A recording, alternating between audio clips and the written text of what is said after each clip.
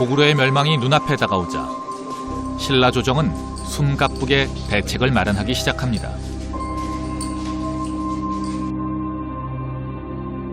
김춘추의 외교 노선을 계승한 문무왕은 일찍이 김춘추가 예견했던 통일전쟁의 2단계, 즉 당나라와의 전쟁이 다가오고 있다는 것을 직감하고 있었기 때문입니다.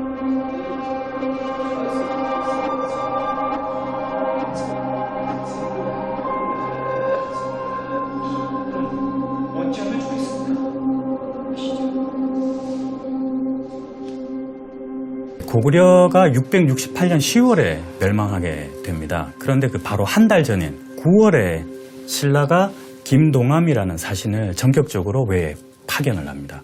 그 사신이 가서 어떤 역할을 했는지 알 수는 없지만 기본적으로 외의 동향도 살필 겸, 그리고 그 신라가 당과의 전쟁을 하게 되면 후방의 안전이 필요합니다. 그래서 아마도 중립 우호화, 그러니까 최소한 중립을 지켜줬으면 좋겠다, 이런 그 외교 전략을 펴고 온 게 아닌가 이렇게 판단이 됩니다. 이런 걸 보면 고구려 멸망 이전에 벌써 신라는 당과의 전쟁을 어느 정도 염두했다고 볼 수가 있겠습니다.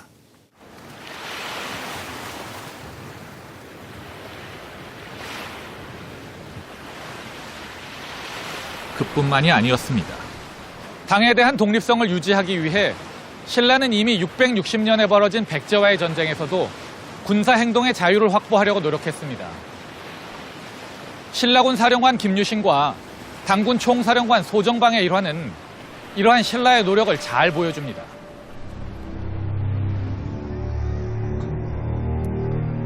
(660년 7월 11일) 백제의 수도인 사비성 앞에서 소정방의 당군과 김유신의 신라군이 합류합니다. 그런데 이때 예기치 않은 돌발 상황이 발생합니다.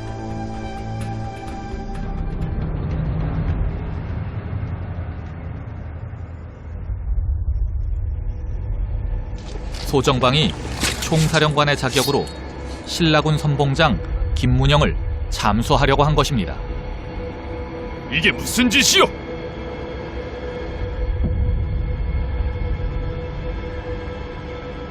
신라군과 당군이 각각 행군을 해서 사비 남쪽에서 조우하자. 그 조우하는 날짜가 7월 10일이었습니다. 그런데 신라군이 황산벌 전투를 치르고 도착한 날짜가 7월 11일이었습니다. 하루가 지났습니다. 그래서 소정방은 독군, 그러니까 군대의 행군 기일, 그러니까 군량 감독이랄까 행군 속도랄까 이런 그 군기를 단속하는 직책이 독군이었습니다. 이 독군이었던 김문영을 처벌해야 된다고 강하게 나왔습니다.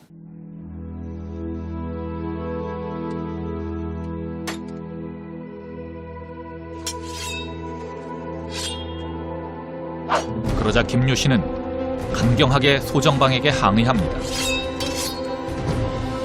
심지어 소정방이 끝내 김문영을 처벌한다면 백제군과 싸우기 전에 먼저 당군과 싸우겠다는 결의를 드러내죠.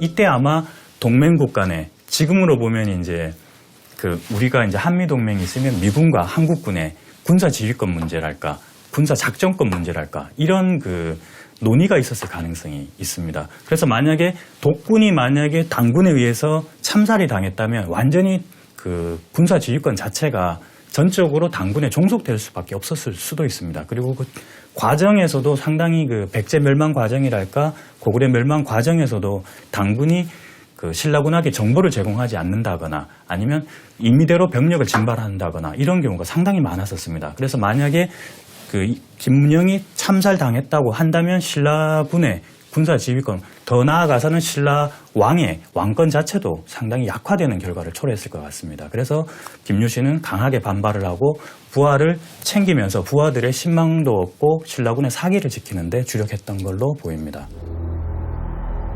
현대적으로 표현하자면 전시작전권을 완전히 당나라에 일임하는 사태까지 가지 않기 위해 제동을 건 것입니다.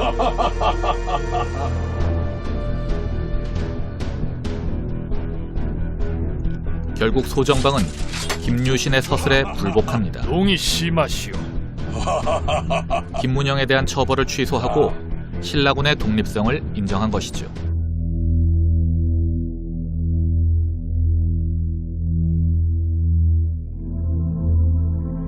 사실 이 전시작전권의 문제와 관련하여 우리는 유사하지만 전혀 다른 사례를 또 하나 가지고 있습니다.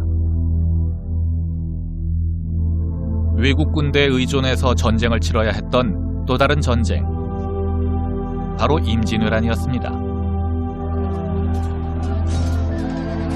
임진왜란 당시 조선의 국왕 선조는 명의 원병이 도착하자 조선군에 대한 작전권을 명군에게 일임했습니다. 어쩌면 당연한 조치일 수도 있었습니다. 그리고 명의 참전 초기에는 이런 조치가 별다른 문제가 없었습니다. 명군은 평양성 전투에서 일본군을 격파하여 전세를 역전시켰습니다. 문제는 그 다음에 일어났습니다. 평양성에서의 손쉬운 승리로 방심한 명군이 전쟁을 서두르다가 그만 벽제관 전투에서 일본군에게 참패를 당한 것입니다. 생각지도 못한 병력 손실을 당하자 명나라는 태도를 완전히 바꿉니다. 전투보다는 협상을 통해 전쟁을 끝내기로 한 것이죠. 따라서 조선군에 대해서도 일본군과의 전투를 전면적으로 금지시킵니다. 심지어 행주산성에서 일본군을 물리친 권율 장군을 일본군과 싸웠다는 이유로 처벌하기까지 했습니다. 조선군으로서는 발을 동동 구르기만 할 뿐 독자적인 작전권이 없는 상태에서 할 수 있는 일은 아무것도 없었습니다. 김유신도 이러한 상황을 우려하고 있었던 것입니다. 더군다나 앞으로 당나라와의 일전을 염두에 두고 있는 신라군으로서는 반드시 신라군의 독자적인 작전권을 확보해야만 했습니다.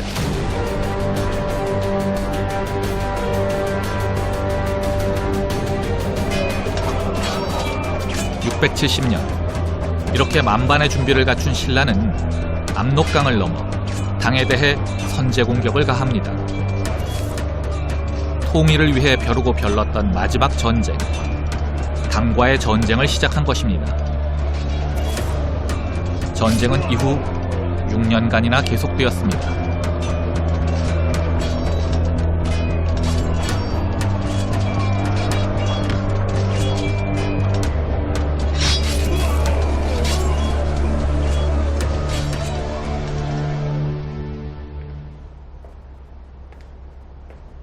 그런데 이 전쟁에는 다른 전쟁에서는 쉽게 찾아볼 수 없는 매우 흥미로운 현상을 발견할 수 있습니다.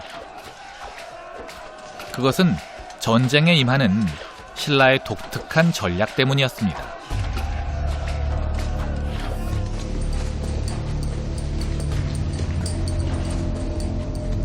전쟁이 3년째에 접어들던 672년 9월, 당나라에 신라의 사신이 도착합니다. 그런데 전쟁 중인 적국에 사신을 파견한다는 것은 좀 이상하게 느껴집니다. 신라가 사신을 파견한 이유는 연이은 패배로 전쟁이 매우 불리해졌기 때문입니다. 신라는 말 그대로 바짝 엎드렸습니다. 얼핏 매우 굴욕적으로 느껴지고 또 뻔한 수작처럼 보이기도 하지만 효과는 있었습니다.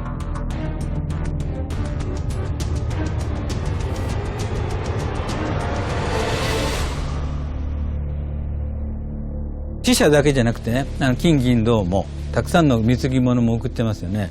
これが事実だとすると、一旦ここで文武案としては唐との戦争を中断したいと。つまり、このまま続けていくとやはりシルラの、軍隊が疲弊してしまうというふうに考えたんだと思うんですね。ですから、それを唐が信用しようがしまいがですね、外交的展開している間は戦闘は一旦中断しますから、それを目指したのだというふうに考えられます。 이렇게 사죄사를 보내놓고 신라는 전국에 성을 쌓아 방어망을 새롭게 구축했습니다.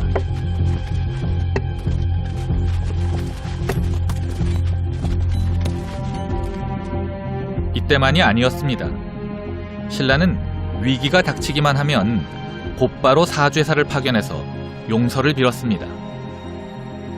전쟁을 시작하기 직전인 669년 5월에도 그리고 전쟁이 막바지로 치닫던 675년에도 사죄사를 보냈습니다. 물론 당면한 목표는 시간을 끌기 위해서였지만 사죄사의 목적은 이것 한 가지만이 아니었습니다.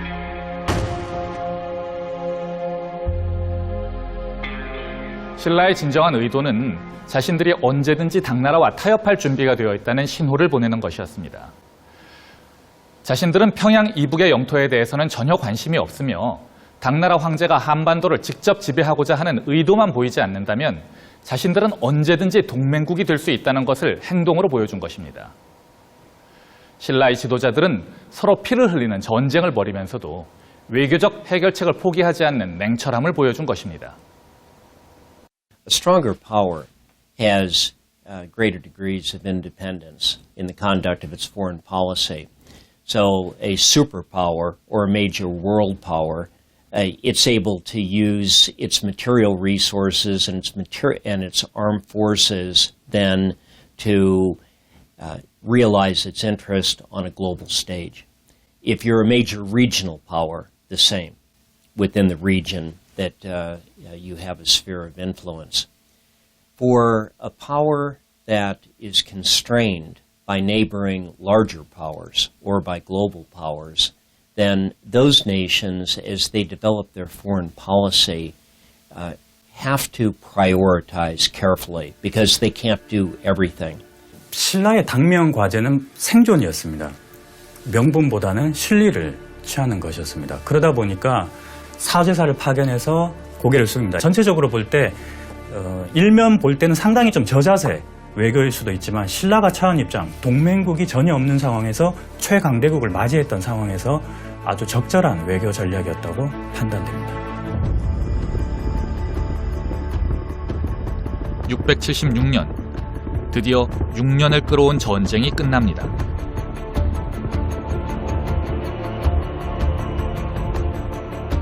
당나라는 수렁에 빠진 신라 전선을 포기하고 군대를 더욱 시급한 티벳 전선으로 돌립니다.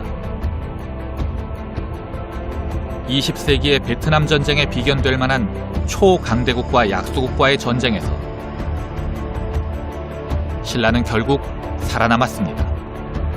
삼국 중 발전이 가장 늦었던 나라 신라. 백제와 고구려의 협공 앞에 망국을 걱정해야 했던 신라. 하지만 끝내 살아남은 것은 바로 그 신라였습니다. 신라는 단지 살아남기만 한 것이 아니었습니다. 20세기 미국에 비견될 만한 초강대국, 당나라를 상대로 싸워서 살아남은 것입니다. 아마도 신라가 살아남을 수 있었던 것은 그 지도자들이 절망적인 상황에서도 해결책을 찾아 나서는 적극성과 전쟁 중에도 외교적 해결책을 포기하지 않는 냉철함을 동시에 가지고 있었기 때문일 것입니다.